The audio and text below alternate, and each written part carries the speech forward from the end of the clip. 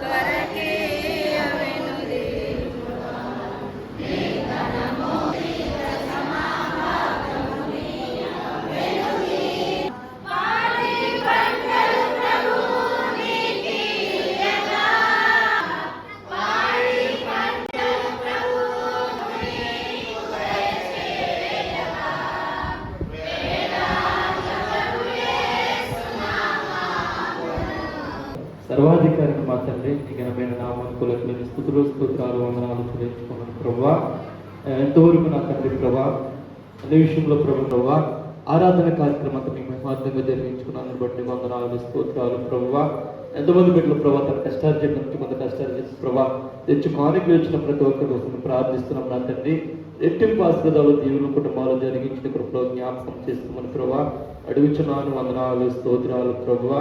ఆ సంఘములు దీవించి నానాటికి అభివృద్ధి పరిచిన కృపలో జ్ఞాపకించండి ప్రభా. ఎంతమంది బిడ్డలు మీ సన్నిధికి వచ్చి ప్రార్థిస్తున్నారు నా తండ్రి ప్రభా. వాళ్ళందరూ బట్టి కూడా ప్రభు మేము ప్రవేశిస్తే ప్రార్థిస్తున్నాం నా తండ్రి ప్రభా.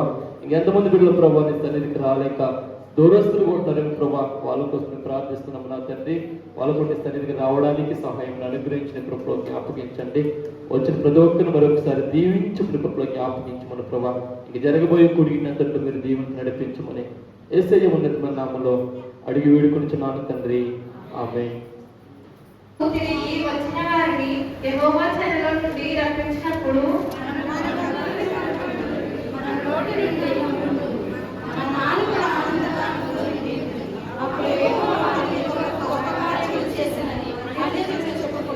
యెహోవా మన కొరకు గొప్ప కార్యములు చేసి ఉన్నాడు. మనము సంతోషపరుతులైంది.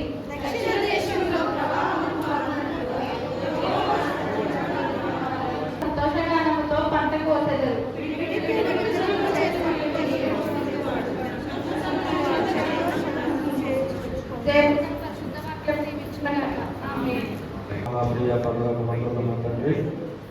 నామానికి వందనాలు స్తుతులు స్తోత్రాలు ప్రభా.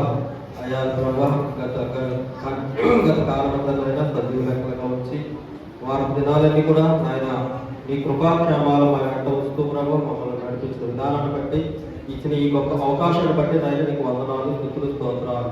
నీ పునరుద్ధరణ రోజుల ప్రభా నీ యొక్క పాద సన్నిధిలో ప్రభా నాయన నీ స్వరంకమించి సంపాదించిన సంఘంలో నీ బిడ్డలుగా మమ్మల్ని అందరినీ అంగీకరించుకుని ప్రభా నేను గణపరచడానికి నేను మయపరచడానికి ఇచ్చిన మంచి గొప్ప భాగ్యాన్ని బట్టి అయా నీకు వందనాలు స్తుతులు స్తోత్రాలు తెలియజేసుకుంటున్నాను తండ్రి. అయా దినాన ప్రభా నాయన ఇదిగో నాయన ఆరాధన కార్యక్రమంలో ప్రభా పాల్గొంటూ పొందుతున్న ప్రతి బిడ్డను దీవించండి, ఆశీర్వదించండి నాయన. అయా ప్రభా నాయన రక్షణ లేని వారికి రక్షణ ఇవ్వండి ప్రభా. రక్షింపబడే వారికి విజయం దయచేయండి ప్రభా. విజయవంపబడే వారికి నీ రాజ్యంలో ప్రభు వాసన కావడానికి చూపించమని అడుగుతున్నాను తండ్రి. వందనాలు స్తోత్రాలు. అయ్యా ప్రభా నాయన ఇదిగో నాయన కీర్తన గ్రంథం 126 వచ్చినప్పుడు ప్రభా నాయన కొన్ని 6 వచనాలు ప్రభా చదివి బిడ్డను దీవించండి, ఆశీర్వదించండి ప్రభా. తన ప్రభా తన కుటుంబానంతటి ప్రభా బిడ్డని దీవించండి, ఆశీర్వదించండి దేవా. కూడి వచ్చిన బిడ్డలందరిని బట్టి వారు నేను ప్రార్థన చేస్తున్నాను తండ్రి. ప్రతి ఒక్కరికి వారు చేసిన మేలు బట్టి ఉపకారాన్ని బట్టి నీకే కృతజ్ఞతాస్తుతులు చెల్లించి ప్రార్థన చేసి మీరు ఈ సన్నిధంతా నీ సన్నిధికి అప్పచెప్తున్నాం మా పరమ ఆమేన్ ఆమేన్. కార్యక్రమం కాబట్టి అందరూ జాగ్రత్తగా నా వైపు చూసి మీరందరూ గమనించాలని మనం చేస్తున్నాం. నీ బాల్య దిన మందిని సృష్టికర్తను స్మరణకు తెచ్చుకున్నాము. ప్రసంగి గ్రంథము 12వ అధ్యాయం 2వ వచనం. సండే స్కూల్కి స్థలము బేతేలు ప్రార్థనా మందిరము, ఎంబీపేట, రేలంగి. తేదీలు మే నెల 29, 30, 31 గురు, శుక్ర, శనివారాలు. ప్రతిరోజు ఉదయము 9:30 నుండి సాయంత్రం 5 గంటల వరకు. Children missionary brother AR Paulson గారు జంగారెడ్డి, బ్రదర్ సాధు సుందర్ సింగ్ గారు Guntur, brother B Johnson Satya గారు తణుకు, బ్రదర్ సిహెచ్ శాంసన్ గారు రేలంగి. 29, 30 తేదీలలో రాత్రి 7 గంటలకు సువార్త కూడికలు జరుగును. ప్రేమతో ఆహ్వానించేవారు జీడిఎం బేతేలు ప్రార్థనా మందిరము, సంఘ పెద్దలు, సండే స్కూల్ ఉపాధ్యాయులు, ఎంబీపేట, రేలంగి. చిన్నారుల కోసం action songs, Bible lessons, missionary licence, games, magic show, puppet show, snacking ఎన్నో ఉన్నాయి. కాబట్టి ఈ 3 రోజులు పిల్లల కొరకు ప్రత్యేకమైనటువంటి సండే స్కూల్ టికెట్ పెట్టబడింది. కాబట్టి పిల్లల్ని సిద్ధపరిచి ఒకవేళ మీ పిల్లల ఎక్కడైనా వెళ్ళినట్లయితే వారిని సిద్ధపరచండి. 3 రోజులు ఖచ్చితంగా ఆటో పెట్టాలని ఆలోచన ఉంది. కాబట్టి ఖచ్చితంగా ఆటో పెడతాం మన సండే స్కూల్ పిల్లల కొరకు నేర్చుకోవడం కొరకు. కాబట్టి ఖచ్చితంగా పిల్లలు ఈ 3 రోజులు ర్యాలీకి వెళ్ళడానికి పిల్లల కడే మీ పిల్లల్ని సిద్ధపరచాలని కూడా ప్రభు యొక్క సన్నిధిలో జ్ఞాపకం చేస్తూ ఉన్నాం. దేవుడు దీన్ని వాతావరణాన్ని ఏదైనా ఇబ్బంది లేకుండా ప్రభు సహాయం చేయలాగున మీరందరూ ప్రార్థించాలని మనం చేస్తున్నాం. పిల్లలందరికీ మధ్యాహ్న భోజన సదుపాయం కలదు.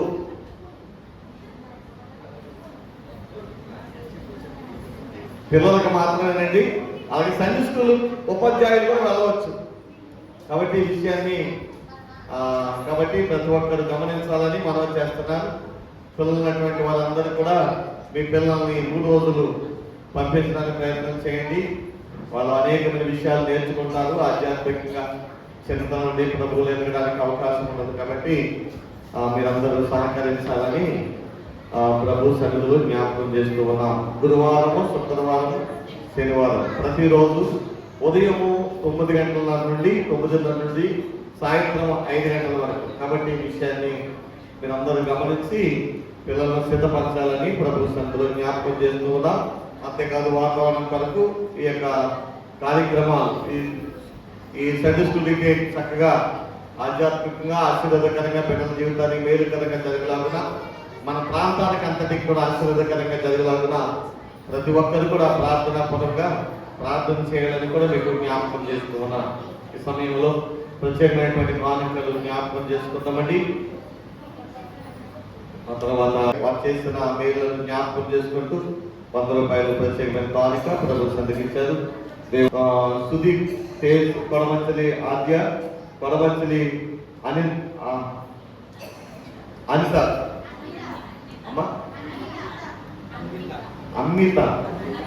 అన్విత ప్రభు సందులో వారు తీసుకొచ్చిన ప్రథమ ఫలము మామిడికాయలు ప్రభు సందు తీసుకురాబడ్డాయి. దేవుడు వారిని వారికి ఇచ్చిన సమస్త ఫలసాయములను దేవుడు నూరంతలుగా దీవించి ఆశీర్వదించడం. శుద్ధులు పాత్రుడు ఆకాశ కాపాడే దేవుడు తండ్రి. ఆయన నెలంతా కాశ కాపాడే తండ్రి. దగ్గరలో ఎన్ని రోజులు 8 తారీఖు 26 తారీఖు తండ్రి 4 రోజులు ఈ నెల తండ్రి ప్రభా రక్షించేవాడు నువ్వే తండ్రి. నీ కాపుదల భద్రత దయచేసావు తండ్రి. ఏ బిడ్డ ఏ అవసరాలు ఉన్నాయో అవసరం తీర్చావు తండ్రి. ప్రభా రక్షించు తండ్రి. యేసయ్యా స్తోత్రము తండ్రి, స్తోత్రములు తండ్రి, స్తోత్రములు, స్తోత్రములు. శుద్ధులు పాత్రుడు ఆకాశ కాపాడే దేవుడు తండ్రి. ఆయన భద్రత దయచేసి తండ్రి. ఆయన పాటలు పాడారు తండ్రి. బిడ్డలు సంతోషం కానీ గాయం చాలా బాగా పాడారు తండ్రి. ప్రభా ఆ బిడ్డలను ఆరోగ్యంగా బలముగా శక్తిగా దయచేశారు. నా ముందు ప్రార్థన చేశారు తండ్రి. బిడ్డలు వాళ్ళకి కూడా మంచి ఆరోగ్యం తండ్రి, బలము శక్తి దయచేశారు. అయినా వాక్యం చదివిన బిడ్డలు దీవించు తండ్రి, ఆదరించు తండ్రి. యేసయ్య స్తోత్రం తండ్రి. నీ సన్నిధిలో వాక్యం చెప్పే బిడ్డలు ఎక్కువ ఉండాలి తండ్రి. ప్రభువా రక్షించు తండ్రి. నీ కాపుదల భద్రత దయచేసి తండ్రి. అయినా కాశ కాపాడుతండి. అయినా నీ దాసులు నిలబడి ఉన్నాయి. ఏ వాక్యం ఆ వాక్యం మా హృదయంలో భద్రపరుస్తున్నామా నేడుకున్నాము తండ్రి. ఆమేన్. ఏం చేయాలి? యుద్ధానికి వెళ్ళాలి. యుద్ధం ఎవరికి వచ్చు చెప్పాలి. నిన్న యుద్ధం ఎవరికి వచ్చండి? మోసే గురించి పరిశుద్ధాత్మ దేవుడు రాయించాడు. హెబ్రీయులకు రాసిన పత్రికలో మనం చదువుకున్నట్లయితే ఐగుప్తు యొక్క సకల విద్యలలో ప్రావీణ్యుడు ఎవరండి? మోసే. ప్రియమైన దేవుని పిల్లలు, మోసే యుద్ధం చేసేవాడు. ఇశ్రాయేలు ప్రజలందరిలో ఇంచుమించు 6 లక్షల కాలుబలం వారు బయలుదేరారు. ఇంకా బయట ఉన్న వాళ్ళకి చాలా మంది అనుకోండి, కాలుబలం అంటే కాలు బలం కలిగిన వాళ్ళు, అంటే యుద్ధం చేసేవాళ్ళు 6 లక్షల మంది. కానీ ఇశ్రాయేలు బయలుదేరిన ఎంతమంది అంటే 20 లక్షలు సుమారు అంటారు. పిల్లలైతే, పెద్దవాళ్ళైతే, ఇంకా మిశ్రమ జనాంగం కొంతమంది బయలుదేరారట. వేరే వేరే జాతుల వారు, వాళ్ళందరూ చేసుకుంటే 20 లక్షల సుమారు బయలుదేరారు. అయితే 20 లక్షల మందిని చంపాలి అని అమాలేకులు నిర్ణయించారు. 20 లక్షల మందిని బ్రతికించాలి అని అంటే ఇప్పుడు అందులో 6 లక్షల కాలబలం ఉన్న వాటి వల్ల అందరూ కూడా ఇచ్చారంటే యుద్ధం చేయాలి. కానీ యుద్ధం వచ్చా? యుద్ధం రాదు. మరి సమస్య ఏమిటి? వెంటనే దేవుని అటువంటి పరిస్థితులలో యుద్ధం రాదు. అటువంటి పరిస్థితులలో వారి యుద్ధానికి బయలుదేరారు. కత్తి పట్టుకోవడం చేత కదా, తాపి పట్టుకోవడం చేతనవును, ఇటుకలు కాల్చడం చేతనవును. ఇటుకలు ఎలాగ నమూనా పేర్చాలో ఆ నమూనా వారికి తెలుసు తప్ప, తాపి పని వచ్చి తప్ప వారికి యుద్ధము చేయడము ఎవరికి చేత. అటువంటి పరిస్థితులలో ఈ అమాలేకులు అనేటువంటి వాళ్ళు ప్రియమైన దేవుని పిల్లల ఇశ్రాయేలు ప్రజలు చంపాలనుకున్నారు. వాళ్ళకి యుద్ధం ఎలాగాలి కదా, వాళ్ళు చంపేద్దాం, వాళ్ళకి సమూలనాశనం చేద్దామని సాతానుడు ఈ అమాలేకుల ద్వారా ఒక ప్రత్యేకమైనటువంటి ప్రణాళికను ఏర్పాటు చేశాడు. అటువంటి సమయంలో దేవుడు మోషేతో చెప్పాడు. ఏమన్నాడు అంటే, మోషే నీ చేతులు పైకెత్తు, నేను ఇశ్రాయేలుకి ఏమిస్తానంటే జయాన్ని కలుగు చేస్తాను. ప్రియమైన దేవుని గమనించండి, అక్కడ మనం చదువుకున్నటువంటి భాగాలు చూడండి. ఏమంటారంటే, ప్రియమైన దేవుని పిల్లల అక్కడ జ్ఞాపకం చేసుకున్నట్లయితే, ప్రియమైన దేవుని పిల్లలు యెహోషువ మోషే తనతో చెప్పినట్లు చేసి ఆ 9వ వచనం ఏమేమంటే, మోషే యెహోషువతో మన కొరకు మనుషులను ఏర్పరిచి వాటిని తీసుకొని బయలు వెళ్ళి అమాలేకుడికి యుద్ధము చేయము, నేను దేవుని కథను చేత పట్టుకొని ఆ కొండ శిఖరం మీద నిలిచేదను అన్నాడు. ఏం చేస్తున్నాడు? ఆ కొండ శిఖరం మీద ఏం చేస్తాను? నిలిచి ఉంటాను. నేను నిలిచాను. ఎత్తైన స్థలంలోనికి మోసే వెళ్ళాడు. వేసి ఆ కొండ శిఖరానికి వెళ్ళి మోసే యుద్ధంలో జరుగుతున్నటువంటి విషయాలు చూస్తా ఉంటే జరిగినటువంటి సంఘటన మనం చూసినట్లయితే అక్కడ జ్ఞాపకం చేయబడింది. ఏమని జ్ఞాపకం చేయబడిందంటే 11వ వచనం జ్ఞాపకం చేయబడింది. ఏమనంటే, మోసే తన చెయ్యి పైకెత్తినప్పుడు ఇశ్రాయేలు గెలిచిరి, మోసే తన చెయ్యి దించినప్పుడు అమాలేకులు గెలిచారు. ఇక్కడ మనం జ్ఞాపకం చేసుకున్నట్లయితే యుద్ధం వచ్చినటువంటి మోసే కొండపైకి వెళ్ళాడు. యుద్ధము చేత కానిటువంటి ప్రజలు లోయలో యుద్ధం చేస్తా ఉన్నారు.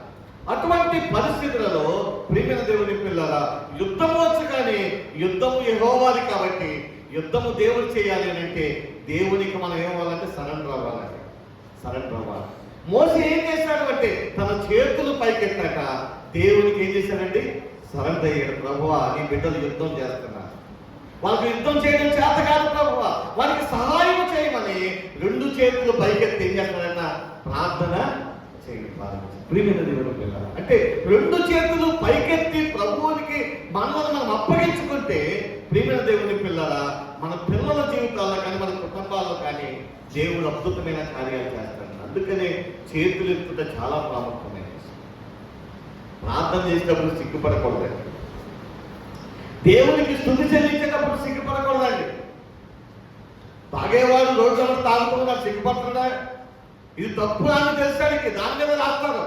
ఆల్కహాల్ ఆరోగ్యానికి హానికరమని, ఇది తప్పు చేస్తానని అందరికీ తెలుసు, ఆయనకి తెలుసు. కానీ సిగ్గుపడుతున్నాడా? సిగ్గుపడుతున్నాడండి. సిగరెట్ కాల్చి 2 ఏళ్ళ మధ్యలో పెట్టి కాల్చుకున్నాడు.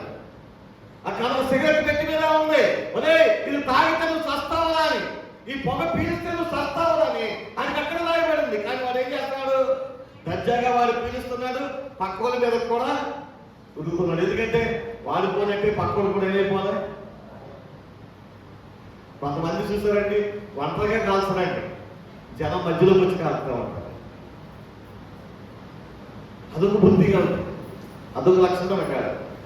చెప్తున్నారు వాళ్ళు సిగ్గుపడాలి. కానీ ఎవరు సిగ్గుపడుతున్నామంటే దేవుని పిల్లలుగా మనం సిగ్గుపడాలి. చాలా సందర్భాల్లో ప్రేమైన దేవుని పిల్లలు సిగ్గు అనేది మన జీవితాల్లో ఉండడానికి వెళ్ళేదండి.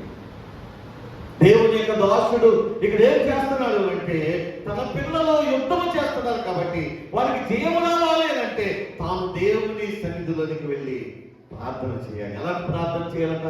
2 చేతులు ఆయన వైపు చాపనట్టాడు. 2 చేతులు చాపాడు. అక్కడ రాయబడిన మాట ఏమిటో తెలుసా? 2 చేతులు మోసే చాపినప్పుడు ఎవరు గెలిచారంట? ఇశ్రాయేలు గెలిచారు. చేతులు తిప్పినప్పుడు సాతాను గెలిచాడు. నీ ఇంటిలో నువ్వు చేతులెత్తి ప్రార్థించగల శక్తి నీకుంటే నీ ఇల్లు గెలుస్తుంది, నీ సంఘం గెలుస్తుంది, నీ దేశం గెలుస్తుంది. ప్రేమైన దేవుని పిల్ల, దేవుని యొక్క సన్నిధిలో ఈ అనుభవము నీ జీవితంలో లేకపోతే నీ ఇల్లు ఎప్పుడు గెలవు.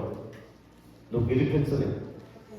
నువ్వు గెలిపించాలి అని అంటే నువ్వేం చేయాలంటే నీ పిల్లల కొరకు దేవుని సన్నిధిలో, నీ కుటుంబం కొరకు దేవుని యొక్క సన్నిధులు, దైవజనుడు అయితే, దేవుని పెద్దలైతే, పరిచారకులైతే సంఘము కొరకట వారు ఎల్లప్పుడూ కూడా ప్రార్థన చేయాలి. అలా ప్రార్థన చేయాలంటే చేతులెత్తి ప్రార్థన చేయాలి. చేతులెత్తి ప్రార్థన చేయాలి. ప్రేమైన దేవుని పిల్ల, దేవుని యొక్క సన్నిధిలో మోసే చెప్తున్నాడు ఏమంటాడంటే, మోసే చేతులెత్తినప్పుడట ఇశ్రాయేలు గెలిచారు. మోసే చేతులు ఎప్పుడైతే దించాడో ఇశ్రాయేలు ప్రజలు ఏమైపోయినట్ట? ఓడిపోయారు. అంటే గెలుపు పోవటంలో ఎక్కడున్నాయి అంటే చేతుల్లోనే ఉన్నాయి. ఎవరి చేతుల్లో ఉన్నాయి? మోసే చేతులు. మోసే చేతులు అంటే ఒక సంఘానికి సేవకుడు, ఒక కుటుంబానికి తండ్రి, సమాజానికి దేవుని బిడ్డలుగా మనమందరం కూడా అటువంటి వాళ్ళని. ప్రేమైన దేవుని బిడ్డ, గెలుపు ఓటములు ఎవరి చేతిలో ఉన్నాయంటే మన చేతిలో ఉన్నాయి. రాత్రికాల సమయంలో జ్ఞాపకం చేశారు. ద్వితీయోపదేశ కాండంలో ప్రభువు చెప్పినటువంటి మాట, ఇదిగో చూడము, జీవమును మరణమును, మేలును కీడును నేను నీ ఎదుట పెట్టాను. నువ్వు బ్రతికి నీ కుటుంబం విస్తరించబడాలి అంటే నువ్వేం కోరుకోవాలి తెలుసా? జీవాన్ని కోరుకోవాలని. నిన్ను ఆశ్రమించాలనుకుంటాను, నిన్ను దీవించాలనుకుంటాను. అయితే ఆ దీవెనలు నీ కుటుంబానికి నువ్వు రావాలి అని అంటే నువ్వేం కోరుకోవాలంటే నన్ను జీవమయ్యేటువంటి నన్ను కోరుకోవాలన్నాడు ప్రభు. నిజమే ప్రియమైన దేవుని పిల్ల, నువ్వెవరిని కోరుకోవాలంటే దేవుణ్ణి కోరుకోవాలి. దేవుణ్ణి కోరుకోవాలి. దేవుణ్ణి కోరుకుంటేనే దేవుడు నీ జీవితంలో ఆశీర్వదిస్తాడు. రాత్రి జ్ఞాపకం చేసుకున్నాం కదా, చూస్తారా? ద్వితీయోపదేశ కాండం ప్రియమైన దేవుని పిల్లల 36వ అధ్యాయం 19వ వచనం ఏమన్నా చూడండి. అమ్మా 30:15 చూడము, నేడు నేను జీవమును, మేలును, మరణమును, కీడును నీ ఎదుట ఉంచి ఉన్నాను. నువ్వు బ్రతికి విస్తరించినట్లుగా నీ దేవుడైన యెహోవాను ప్రేమించి ఆయన మార్గములను నడుచుకొని ఆయన ఆజ్ఞలను. ఎంత మంచి మాట! చూడుము, నేడు నేను జీవమును, మేలును, మరణమును, కీడును నీ ఎదుట దేవుడు చెప్తున్నాడండి. మన ఎదుట ఉంచాడండి. నీ కుటుంబం ముందు, నా కుటుంబం ముందు ఉన్నాయి. కానీ మనం దాన్ని స్వీకరించడాన్ని బట్టి ప్రియమైన దేవుని పిల్లరా, దేవుని ఆశీర్వాదాలు అనుకుంటా. మనకు చాలా మంది అనుకుంటారు అక్కడికి వెళ్తే ఆశీర్వదించబడతాం, ఇక్కడికి వెళ్తే ఆశీర్వదించబడతాం. ప్రియమైన దేవుని పిల్లరా, ఎక్కడికి వెళ్ళక్కర్లేదండి, ఎక్కడికి వెళ్ళక్కర్లేదు. దేవుడు నేనున్న స్థలములోనే ఆయన నిన్ను ఆశీర్వదించే దేవుడు. ఎక్కడికి వెళ్ళక్కర్లేదు. నువ్వు ఉన్న స్థానం ఎలాగ ఆశీర్వదిస్తాడు? నువ్వు ఖచ్చితంగా ఆయన మార్గంలో నడవాలి.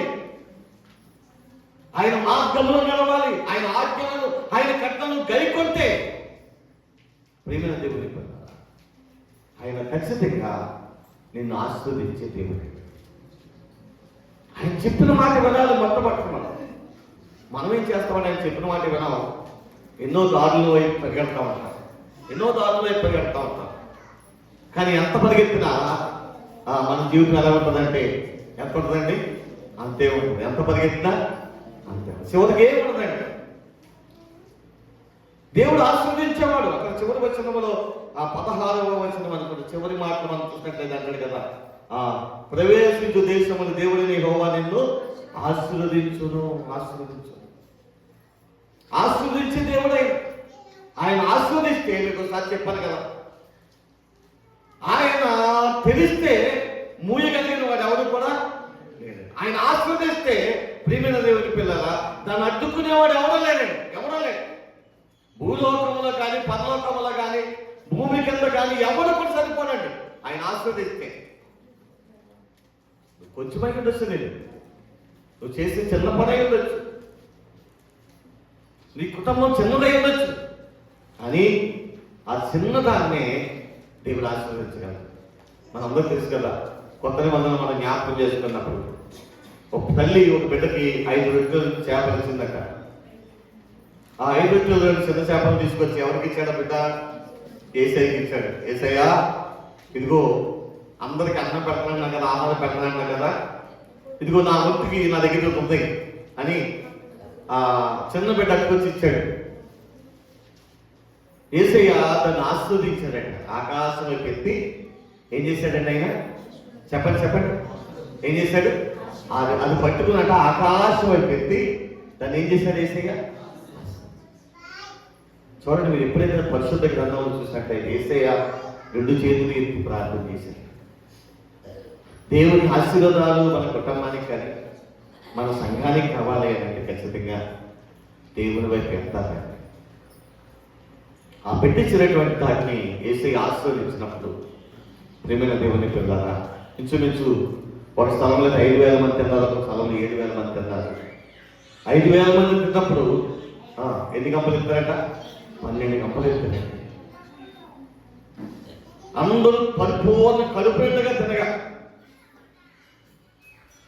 నిండగా తినగా ఇంకా 5 గంపలు ఇస్తారట. గంపలు, పెద్ద గంపలు. అంటే ఎంత సమృద్ధిగా దేవుడు ఆశీర్వదించాడు. మన దేవుడు ఆశీర్వదించే దేవుడు అండి. అందుకే మనం ఏం చేయాలి అంటే ఖచ్చితంగా ఆయన మార్గంలో నడవాలి. ఆయన మనం సరెండర్గా అప్పచెప్పుకోవాలని, పరిపూర్ణంగా అప్పగించుకోవాలి. మోసే ప్రజలు యుద్ధానికి వెళ్ళాడు, కానీ మోసే ఏం చేశాడు తెలుసా? తన 2 చేతులు ఆకాశం వైపు ఎత్తి, ప్రభువా నీ బిడ్డలు వెళ్ళారు ప్రభువా, వాళ్ళకి జయాన్ని దయచేసి ప్రభువా, వాళ్ళు జయించబడాలి ప్రభువా అని తన 2 చేతులు ఎత్తి దేవుని అర్థిస్తూ ఉన్నాడు. దేవుడు ఎప్పుడైతే ఆకాశం తొంగి చూశాడు, మోసే చేతులు పైవైపు ఉన్నంతసేపు కూడా ఏం చేశాడు దేవుడు అంటే ఏం చేశాడండి? ఇశ్రాయేలు కథ చేయాలి. ఒక తల్లిగా, ఒక తండ్రిగా, ఒక యజమానుడిగా, ఒక యజమానురాలుగా నువ్వు ప్రార్థించేటువంటి అనుభవం నీకు ఉంటే నీ పిల్లలు ఎక్కడికి వెళ్ళినా జయాన్ని సంపాదించుకుంటారు, జయించి వస్తారండి. అది ఎటువంటి పరిస్థితి అయినప్పటికీ, అది ఎంత కష్టమైనప్పటికీ ప్రేమైన దేవుని పిల్ల ఇటుకలు చేసుకుని వాడు కత్తి పట్టుకోవడం ఏంటంటే అది యుద్ధం చేయడం ఏంటి? అది ఏమొచ్చు? నేను అన్నాను కరెంట్ పని చేయగలను, అదే ఏదైనా పని చెప్పాలనుకోండి ఆ పని చేయగలనా? నా వల్ల కాదు. ఏ పని చేసేవాడు ఆ పని చేయాలంట, ఏ పని వచ్చా ఆ పని చేయగలరు. ఎవరైనా ఉంటే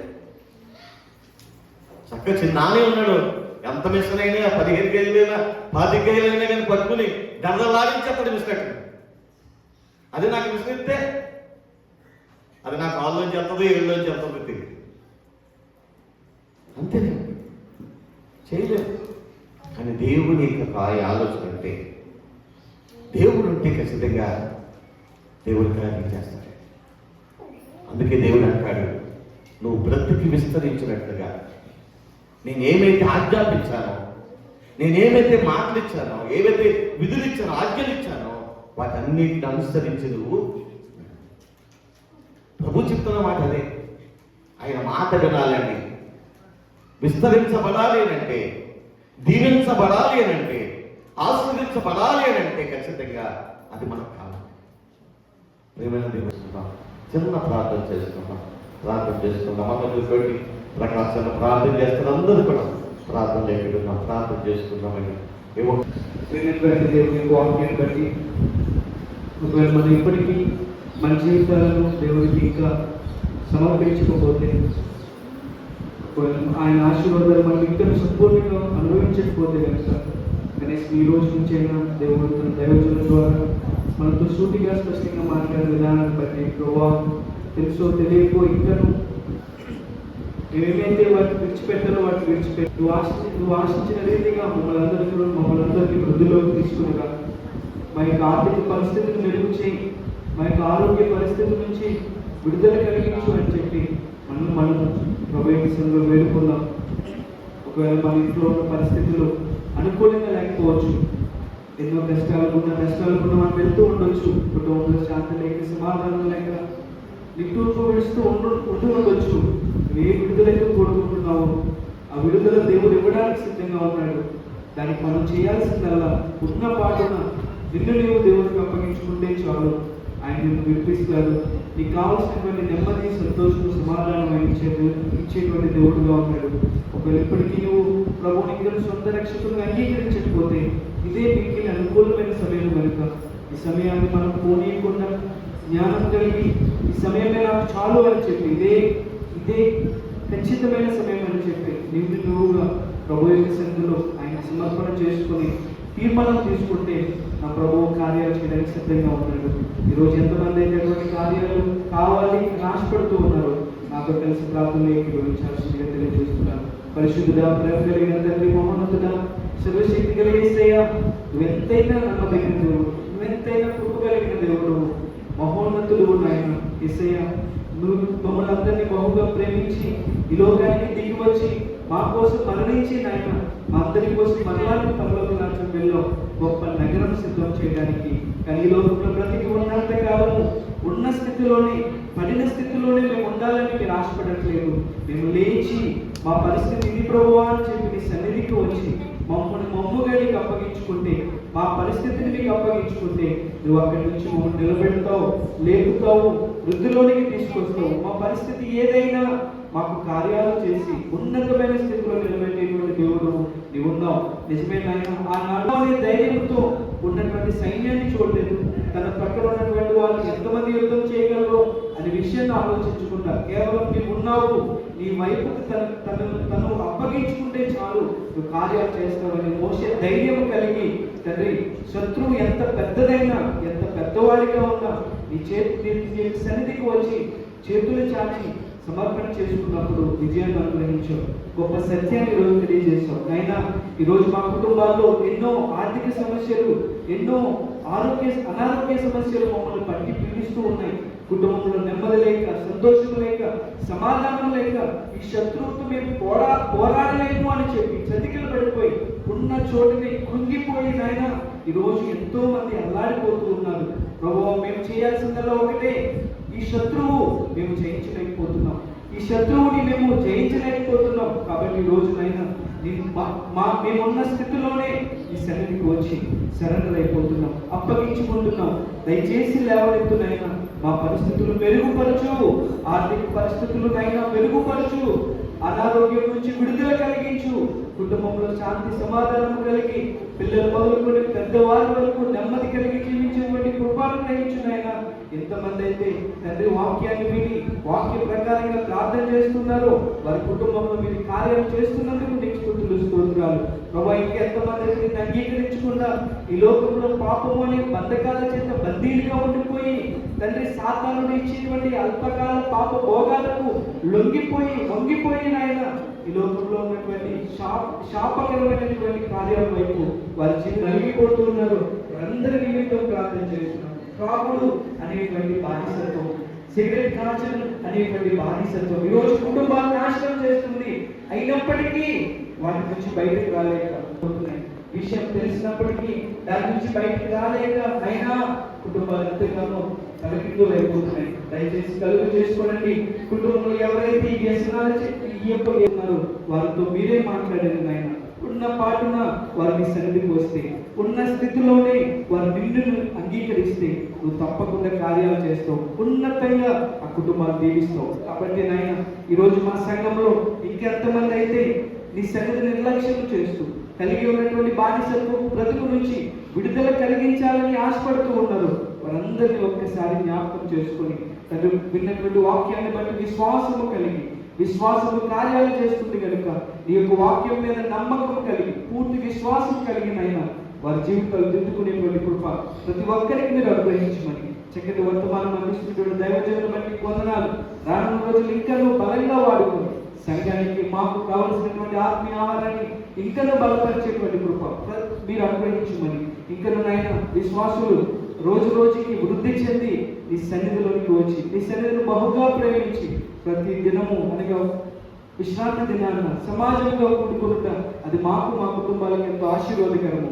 కాబట్టి ఈ విషయాన్ని గమనించి ప్రతి కుటుంబ సమేతంగా ఇంట్లో ఎంతమంది ఉంటే అంతమంది ఈ సన్నిధిని ప్రేమించేటువంటి కృప అందరికీ అనుగ్రహించమని, ఈ వారం అంతా మమ్మల్ని కాచి కాపాడి మేము చేసే ప్రయత్నాల్లో మీ సహాయం అనుగ్రహించి ప్రత్యేకమైన కాపుదలనిచ్చి మీరే ఉన్నతంగా మమ్మల్ని మా కుటుంబాలను ఆశీర్వదించమని యేసు ఉన్నతమైన శ్రేష్టమైన నామంలో ప్రార్థన సమర్పిస్తూ ఉన్నాము తండ్రి. ఆమేన్. ఇంతవరకు మాకు సహాయము చేసిన యేసువా, ఇంక ముందు కూడా నీవు మమ్మల్ని నడిపించుము. నీవు మమ్మల్ని నడిపించుము. ఇశ్రాయేలు సైన్యమునకు ముందు నడచిన దైవమా, ఇశ్రాయేలు సైన్యమునకు ముందు నడచిన దైవమా, నేడు మాతో కూడా నుండి మమ్మల్ని నడిపించుము. తండ్రి అయిన దేవుని ప్రేమ, కుమారుని యేసుక్రీస్తుని కృప, మనిషిని ఆదరిస్తున్న పరిశుద్ధాత్మని కష్టండి చేయడం మనందరికీ ఎన్న వాక్యములకు ఆయా స్థలాలను బిడ్డలందరికీ ప్రార్థన సహాయం కూర్చున్న వారందరికీ ఆయా రీతిగా సహకారం అందిస్తున్నటువంటి ఎవరి బిడ్డలకును, పెద్దలకును, పరిచారకులు వరకు తప్పాలకు ఈ లోకంలో సకల పరిశుద్ధులకును, ప్రభు సర్వీసు ప్రతి అర్పణకును, నన్ను ప్రేమించిస్తున్న ప్రతి అర్పణకును, బిడ్డలకును, వరకు తపాలకును ఎప్పుడునో ప్రభుత్వ పర్యంత వరకు ఆయన సన్నిధి సదా తోడై నడిపించునుగాక. దేవుడు మనల్ని దీవించునుగాక. సియోనులోని యెహోవా తన సన్నిధి కాంతిని మీ మీద ప్రకాశింపజేయును.